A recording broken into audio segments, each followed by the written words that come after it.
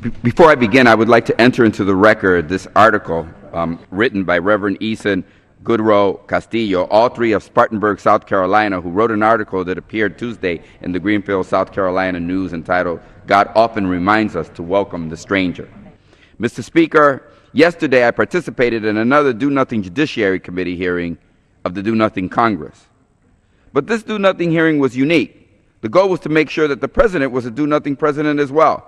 It's not enough for the Republican majority to be setting records for how little they're doing. No, ignoring immigration reform is bad enough, let alone minimum wage, unemployment benefits, and the environment. So the Do-Nothing Congress held a hearing yesterday entitled Enforcing the President's Constitutional Duty to Faithfully Execute the Laws. The intent was clear: attack the president. And it was held in the Judiciary Committee, which has jurisdiction over immigration. So there was lots of discussion about deferred action for dreamers. This is where the president has exercised his power of prosecutorial discretion to temporarily suspend the deportation of people who came here to the U.S. as children.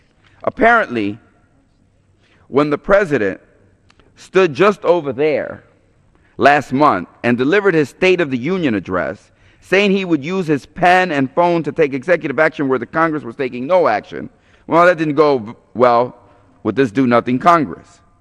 Look, I know it's easier for Republicans to blame Democrats and blame Obama and blame excuses for why they can't do immigration reform this year. But you have to keep it connected to reality.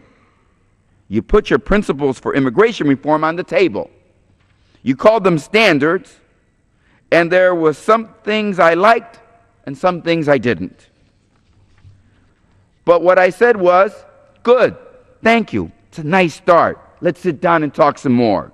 Nancy Pelosi and the leadership of the Democratic rank and file in the House said, good, great starting point. Let's talk some more. And the president you don't trust said, good, it's a great starting point. Let's negotiate. And how did the Republicans respond? When Democrats said, yes, let's talk, the Republicans said, not just kidding. Immigration reform is hard.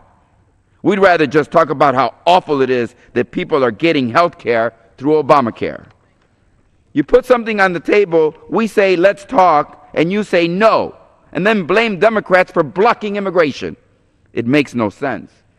And questioning whether the president has the power to stop the deportation of immigrants who came here as children and who have lived here practically their whole life in the U.S., what are you thinking? The president not only has the power to suspend those deportations, he has the duty to suspend those deportations.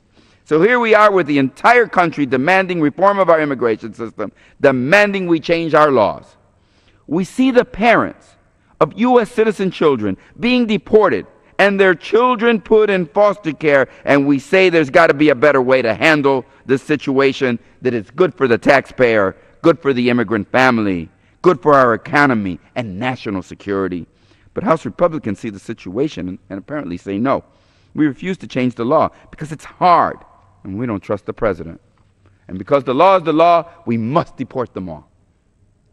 And when I and anyone else with a conscience looks at that American child being put in foster care because we have deported his parents, and looks at you doing nothing, we say something has to be done because it's the right thing to do from a moral perspective. So let me be clear.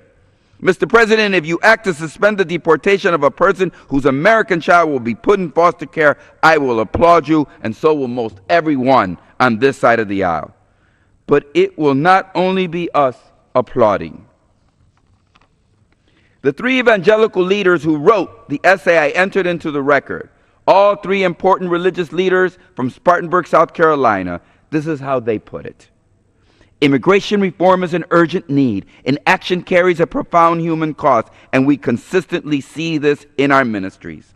Hardworking, contributing members of our society live in constant fear of deportation. The victimization of individuals and families goes unreported, and families are torn apart as American citizen children lose one or both of their parents to deportation proceedings. They end. We stand at a critical crossroads. Our broken and antiquated immigration system has precipitated an economic and moral crisis that we can ignore no longer. Listen to your church elders. While you do nothing, the number on the board behind me continues to increase, and the deportation machine continues. If you don't, I and millions of others across this land will continue insisting that the President exercises authority to stop deportation and separation of American families. We will force the President to act, and I assure you, we will win that fight.